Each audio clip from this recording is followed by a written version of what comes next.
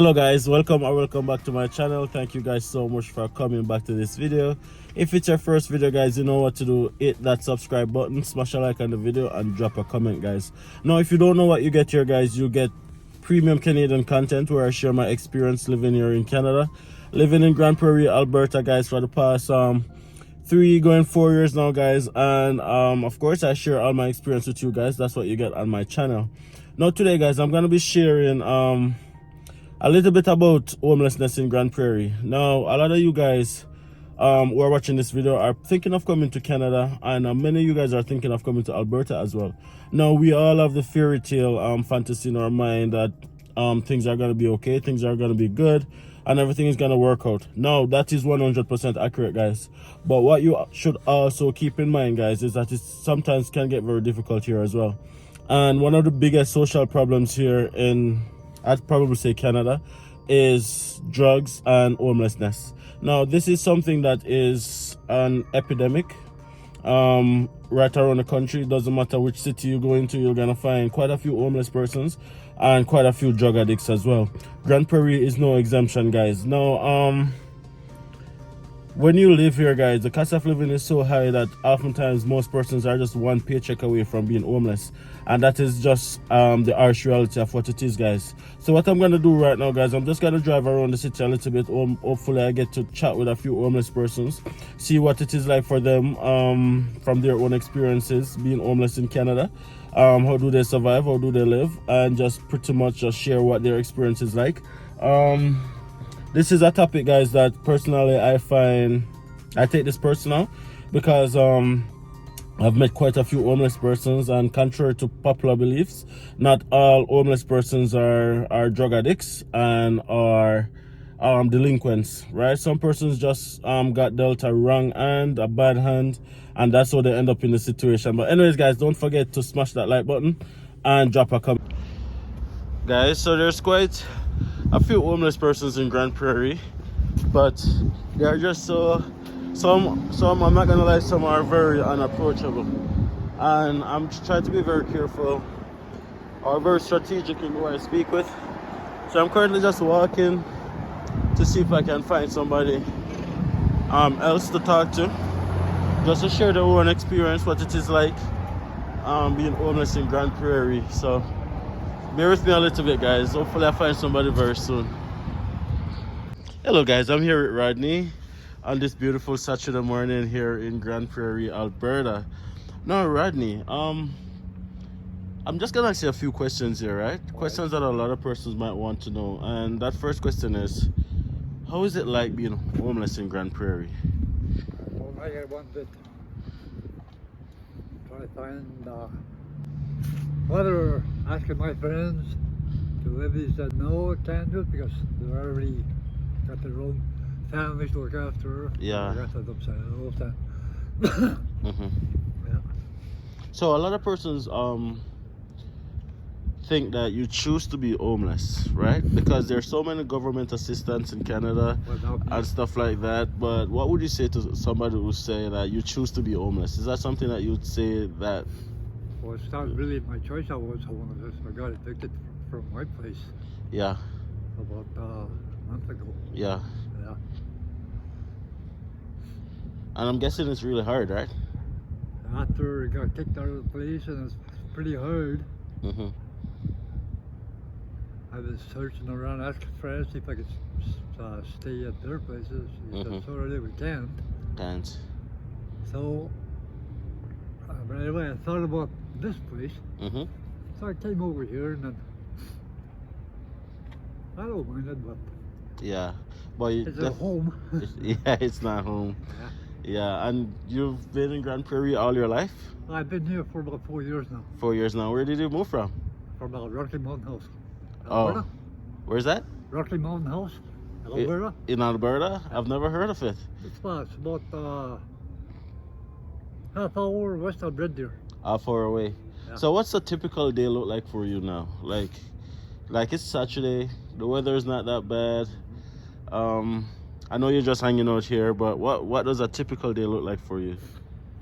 I just usually, like when I get up, I just sit out here for a couple hours, my coffee, my smoke, and then Sit until it gets a little warmer, and then I go walk around town. Walk around town. Do you get a lot of help in Grand Prairie? Do people generally help you guys out a bit, or What do you mean? like do you have, if for example you need some food to eat, or you Well, need, there's places in Grande here they'll feed you. they'll feed you. Like that Friendship Center, eh?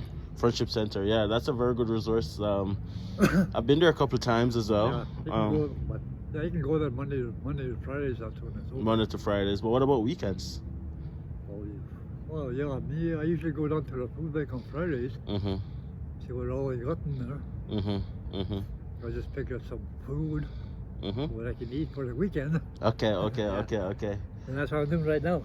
So do you accept like gifts and stuff from people? Like for example, if I should come back here and I want to like take some food for you or some clothes or cash or whatever, can I do that, or is that something that persons who are homeless would find offensive? What do you think? Oh no. If you were here, come over here to give me some whatever, I prefer cash. You prefer cash? Yeah, I've been trying to ask people help for cash too, eh? Yeah. They said, oh, sorry, I'm broke, or I gotta save it, or... Absolutely. What about the Wapiti house? Like, does it allow like you guys to like take a shower, get somewhere to sleep, stuff like that? Well, there's sometimes somewhere to sleep here. I sleep in the back there, eh? Mm-hmm. They got rooms up there. But it's usually full. Hey? It's usually full or not really? Oh, no.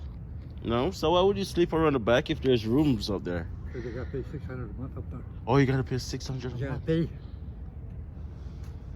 Yeah, I thought that they were free, eh? Yeah, I thought it was free. I thought the that's- city paid for it. Yeah. That's what I thought too. Mm-hmm. When I first went to the front there, he said, no, you gotta pay $600 right away before. Okay, and do you get any form of government assistance otherwise? Usually for Alberta Works. Alberta Works. Yeah. Okay. Yeah, guys, so this is called the Wapiti House. Now, the Wapiti House is a resource that's in Grande Prairie that allows homeless persons to come in, get a room, get a shower, and sometimes get food to eat, not somewhere to sleep, right? But the thing is, as we were just being told by Rodney, they actually have to pay $600 a month. Now, I didn't know that they had to pay, guys. I thought this was like something that was free. So because of that, guys, what you have a lot of homeless persons who just frequent in and around the area. So if you look, all of those tents, of course, it would not be Grande Prairie if you didn't hear the train. Now, you have a lot of persons who just like stay outside around the center just so that they can get some food to eat, or they can get somewhere to get a shower and stuff. But yeah, it's not always. Welcome back, guys. So I drove around the city of Grande Prairie. I tried to speak with a few other persons, but most persons who I chatted with, they did not want to come on camera, which I understand, right? But what I got from it is that all the persons who I spoke with, being homeless is not a choice. This is not something that they wanted, that they even saw themselves doing it. As you guys heard, what Rodney said, he was evicted and then he was unable to like get a job and stuff like that. So sometimes life do happens, guys. So the point of this entire video, guys, is to show you guys, especially prospective immigrants, that there are many sides to Canada, right?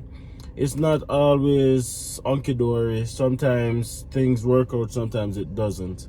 Have realistic expectations, right? Now, cost of living here is very high. There's no two ways about it. But what you do have is an abundance of opportunities in order to grow and succeed and become a better person.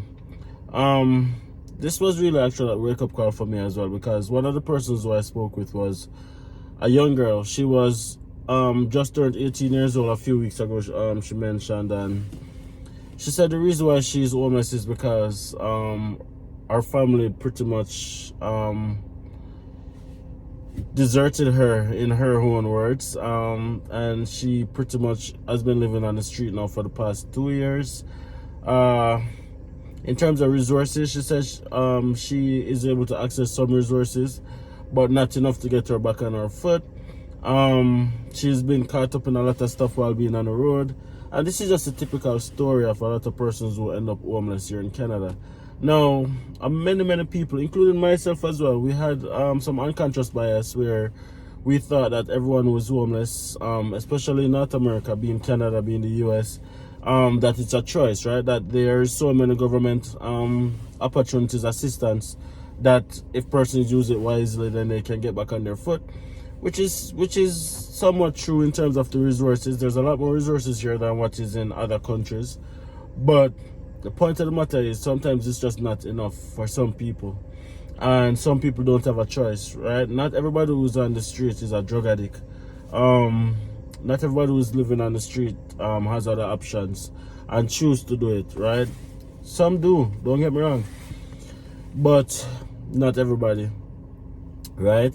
That's just the truth of the matter, guys. There's two sides. There's more than one side to every country, and Canada is no exception. All right, guys. So when you make the decision to uproot your life, come to this country, know that you're gonna have to work really hard in order to survive. You're gonna have to work really hard in order to grow and achieve your goals and just create a better life for yourself and your family members, which 100% is possible. But also know that it's not streets are lined with gold and milk and honey falling out the sky. There are persons here who are citizens who are struggling as well. So you being an immigrant, you might come and you might struggle as well. That's just a fact of the matter. Do not have unrealistic expectation that you don't have to work hard and you don't have to make smart decisions in terms of your financing, in terms of just how you go about your daily lives, right? Keep that in mind. Keep that in mind, guys, that you're gonna have to just take everything into consideration while making a decision, before making a decision, and even after making a decision. Know for a fact that this is what you want. I know for a fact that you're gonna have to work really hard in order to achieve, in order to grow and strive. All right, guys. Anyways, that's it for this video, guys. I really hope that I was able to shed some light and like just a real interpretation of what it is living here in Grande Prairie, both sides, the good, the bad, and the ugly sometimes.